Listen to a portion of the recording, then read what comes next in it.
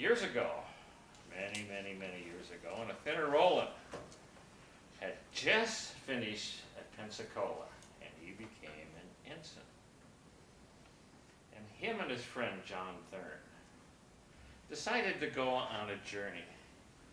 And we were going to go. We had a vacation, so we took these brand new hats we had, really pretty, and we stuck them in the bag so we might pick up girls on the way. And we took off out of Pensacola. We had our new hats. We even wore our uniforms part of the way because we wanted to attract girls. We thought, man, this should do it. Oh yeah, we went along. We didn't attract any girls. And my buddy wanted to go. He says, I really wanted to go through the Ozarks. I've never been through them. I said, okay, we'll take the main freeway we went through. So we went along on the main freeway. And my buddy saw a hitchhiker, and he says, come on, let's go pick this guy up. Oh, okay. He was a seaman. He was dressed in his uniform and his hat. And we picked him up. He got in the back seat. We started going along, and we started talking. I asked what he was doing, and he said, I've got this wonderful girl that I've been communicating with. And he says, and I'm going to see her. Yeah. And she's up at Breckenridge. And she lives in the holler there. And I looked at John and I said, this could be a good adventure. He said, yeah, and she's got sisters. Wow, this sounds cool.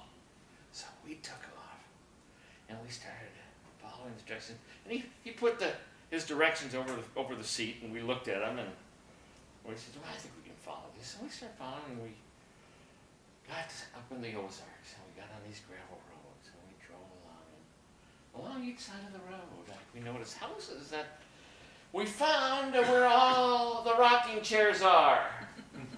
Every house had a rocking chair and a front porch. And I'm sure, I think about it now, I must have seen Hilly and Billy Clinton playing outside. We drove along. And we saw this big clump of trees sort of over there, but it didn't look like anything, so we kept going. We drove 5 miles. I said, we're not went too far. And so we saw these people. They were up there rocking. And Billy and Hilly weren't there. And we drove in, and my friend went and asked where this town was, because we're supposed to go to the post office and get closer directions. He says, about 5 miles back, there's a clump of trees. So we went behind the clump of trees, and there was a sign. Post office! You couldn't see it from the road, but everyone knew it. So we went in, and we says, where is this lady? And I'd sort of picked nicknames for him. I called him Romeo as we were going along. Oh, Romeo, that sounds really cool. And he just kept, started taking him out. It's good. He said, we're going to go visit my girl. He said, I've been talking to her. He says, you know what I can do? He says, what? He says, well, I can take, and I can bring her to town. I can put her to work and retire. Well, then, John and I sort of looked at each other and says, oh, well, this is a different kind of person. We had no concept of this.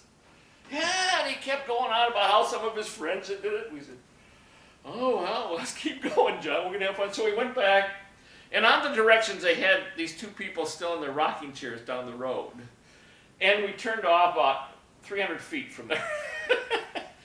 And then they had this post with a barbed around. That was the directions. You turned in there. Well, you turned in there. It was all gravel and had 2 little ruts. And so we drove in there. We kept driving. We drove and we drove and we drove and we drove and we drove. All of a sudden, came around. There was Alice, sort of off the hill, around the hill. It was right next to the 2 ruts, and we pull off the ruts. We pull up there, and we looked up there, and the 2 prettiest girls walked out the door. And they were, if you ever know Little Abner and Daisy May. Well, these were Daisy Mays. They were gorgeous. And we looked at her, but we looked over at our friend and back, and we said, "Boy, Romeo's really made out." So John and I got out with him. We were going to go, and we all 3 of us walked up there, and this fella didn't. And all of a sudden, out of the door, slams open, and I was looking straight at a double-gauge shotgun, and I have never seen such a big gun in my life. And I do with guns all the time. It's like, it's really big when you have an angry man there behind it. And you heard the clicks, click, click. And he says, what are you here for? He says, what are you bothering my girls? Oh, we looked. Oh, he said, oh. And our friend says, I'm looking for my Juliet. And the man says, oh, she lives further up the holler. And he looks at us again and he says, and when you're coming back through, don't stop.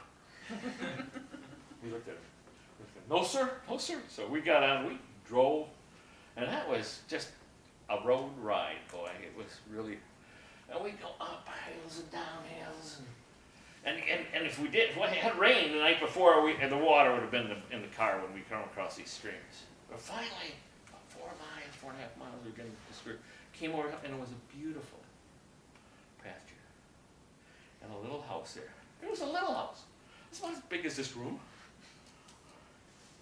And we said, oh, okay. So we drove down, and we parked a ways away. And we said, Romeo, you go in. And so Romeo went, and he went up to the door, and he knocked, and we saw this little kid come about this high, come on. Until he invited him in. And we sat there for about, 8 minutes and 10 minutes. And he came back out, and he came over and says, oh, this family is saw your uniform, and they're really excited to see you. And you can have dinner. And I says, oh, okay. He says, they're going to come out in a little while. They got to get clean. So we watched, and out of this room, we started watching. They sort of came out by size, and they were little ones, and bigger ones, and bigger ones, and bigger ones. And it's like, by the time they got out, there was 10 of them, plus the parents. It's like, oh. And he says, and I want you, come on over, I want to introduce you to Juliet. So he went over there, and we looked at it, he says, and they were 2 pretty girls, they're about 17, 18.